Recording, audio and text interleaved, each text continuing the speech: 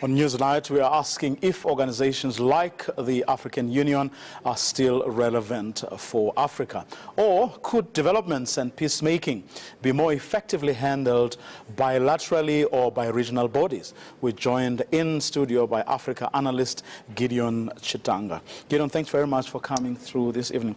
I remember being at the launch of the African Union in Durban amid this whole fanfare.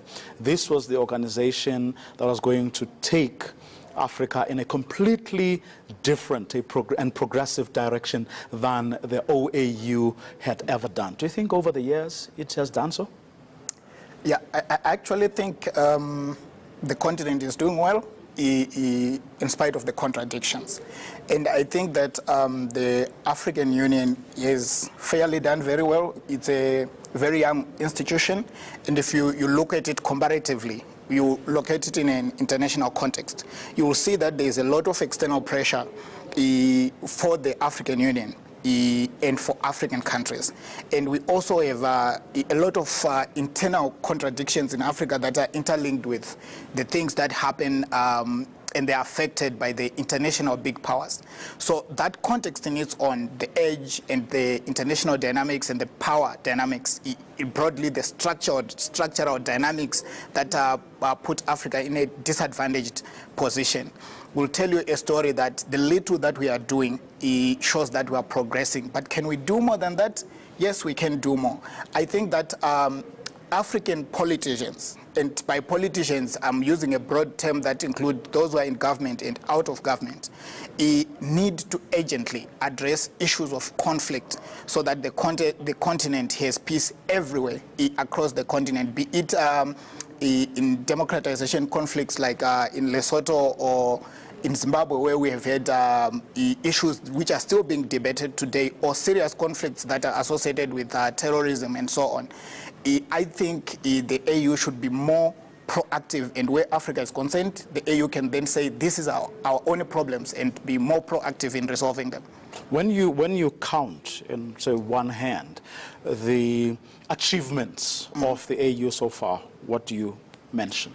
It's difficult to point, say, counting one by one, because dealing with various issues is basically a process.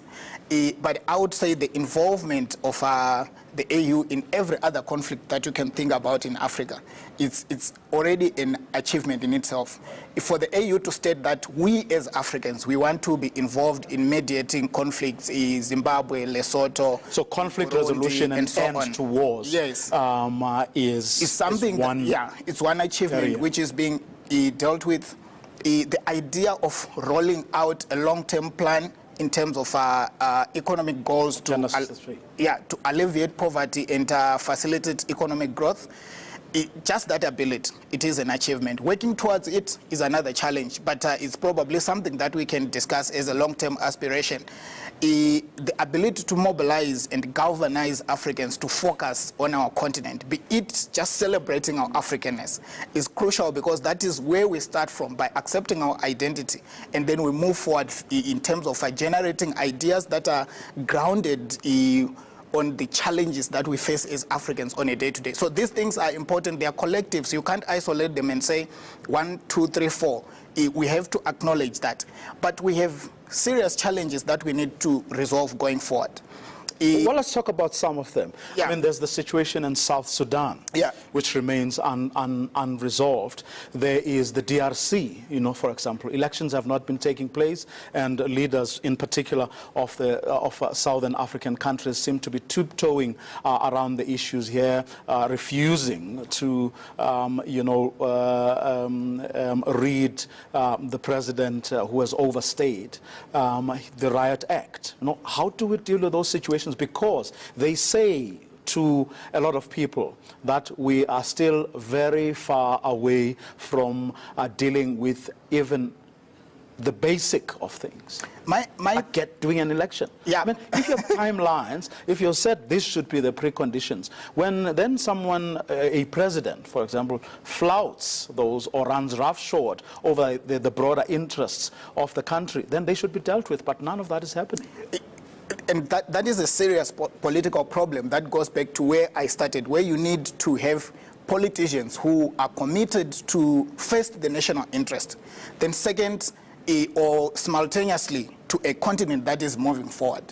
When each time I look at the DRC, I actually think that the countries that are around the DRC, and particularly Rwanda, have to be proactive and to be positively supportive of a process that builds or invests in peace in the DRC. Second, this is one of the biggest countries, probably wealthiest in the African continent. So African leaders should seriously look at the situation in the DRC and say to the external big powers and big multinationals, by the way, which are already benefiting by exploiting resources in the DRC, to say that we want peace first before your economic interests and other strategic Isn't that interests. what is the problem? The fact that they have vested interest, and because of their vested interest, they are not sober or objective, or they are not doing what they ought to be doing, because they have to be kind to this neighbor so that this neighbor doesn't isolate them in the event.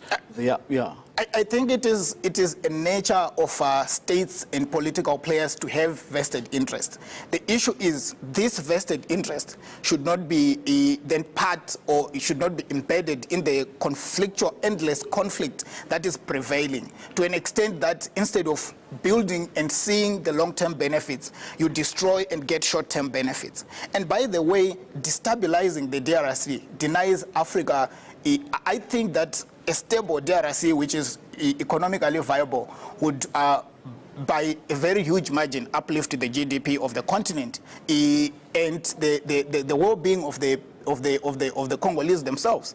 So the issue that African leaders in IGAD, the East African region, cannot look at each other in the eye first and say, we are brothers, we have to care for the livelihoods of these people who come from this country first. Isn't that the problem? Isn't the problem really leadership, and I suppose by extension us, given that we do not get our leaders to do the right things? Because how else do you explain, you know, what is happening in the DRC, the president continuing to stay on? How else do you explain Pierre Nkurunziza's regime, you know, in Burundi continuing to do what it's been doing? Where do you think lies the problem? Is it us not holding our leaders accountable, or is it the leaders themselves looking, whether it's self-preservation or looking after their own interests? Yes. Where lies the problem? Clearly, you are right. Leadership is a problem, and not in general, but you get cases of individual leaders that are busy looking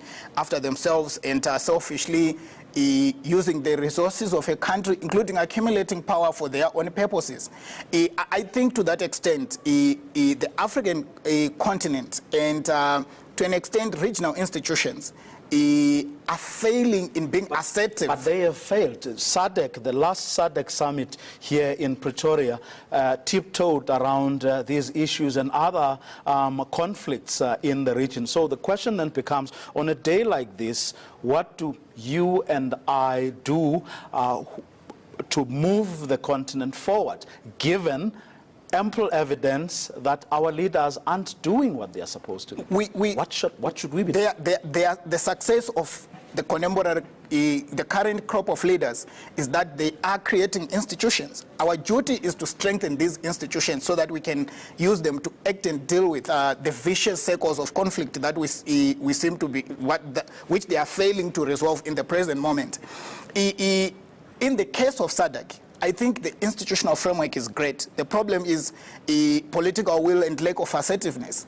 We see in ECOWAS the same institutional framework, but more stronger than SADC, being used to deal with those leaders who are reluctant to leave power. For example, the Gambia transition was actually eventually facilitated from the former president to the current president, Adama, because ECOWAS was decisive in intervening. So we need to take those lessons and build on them so that we sustain an Africa that is proactive and allows us to deal with conflict. Mr.